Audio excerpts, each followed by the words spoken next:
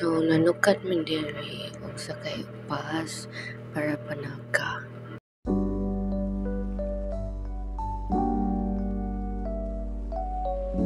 Tumoto naglakaw na may padong dito sa pasilong sa Naga. Unya nga storya may ug unsay mahita po dito nindot pa og daghan pa tawo. Moto nanglabang nami unya isita mi sa guard kay nagpatunga mi. Hi. Diri kay nakita na namo ang pasilong sa Naga nga wala pay suga. Nakita na namo ang pasilong sa Naga, however, sirado pa siya kaya alas city pa sila mga plima ong ari na lang mi sa atpang ni siya ni atpang di ay niya kay mga naga food park and naga Baywalk Park. Sino ka dyan? Yes. So nagpa-picture me sa balay sa Duwindi. Dagdagan kayo tao diha kay sikat kayo na siya nga tourist spot.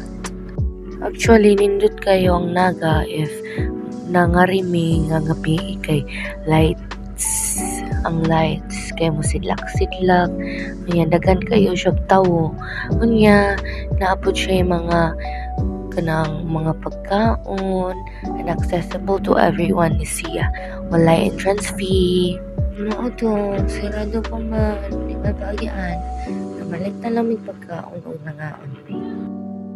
Next destination is we have the El Corso. Malikpayon kami nagbisita dito sa El Corso. Padung na mi sa Baywalk. Dire kay nag-enjoy mi sa view sa dagat. Kay padung naman sunset. Ano siya. Hi everyone. Nindot po kayo ang hangin kay presko kayo siya. Mo ni dire ang lighthouse. Pato na mo ang lighthouse kay mo ni ang pinakasikat. Ang El Corso po dahil kay napoy mga baligya, restaurants, shopping ta diri. After na mo sa El Corso, kay ari mi sa Archdiocesan Museum of Cebu.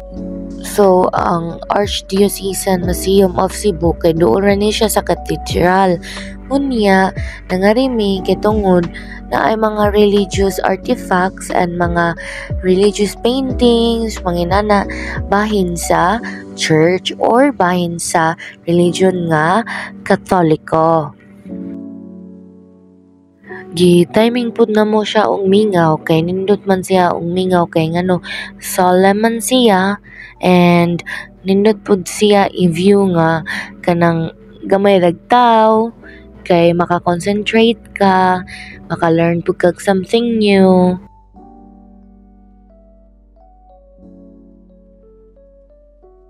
Actually, dili kayo ka maka-picture diri kay bawal man siya and nanangid mi sa guard nga mag-video mi para sa mong vlog.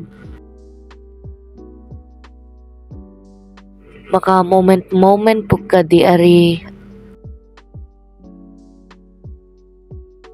Moment ka pero tanawon ka sa guard. Hi, Chief! Mauni siya ang sulod. Kanang na mga paintings, na mga places, mga religious ni siya. And dapat panghilom jud ka, dili ka kanang syagit-syagit, mainana.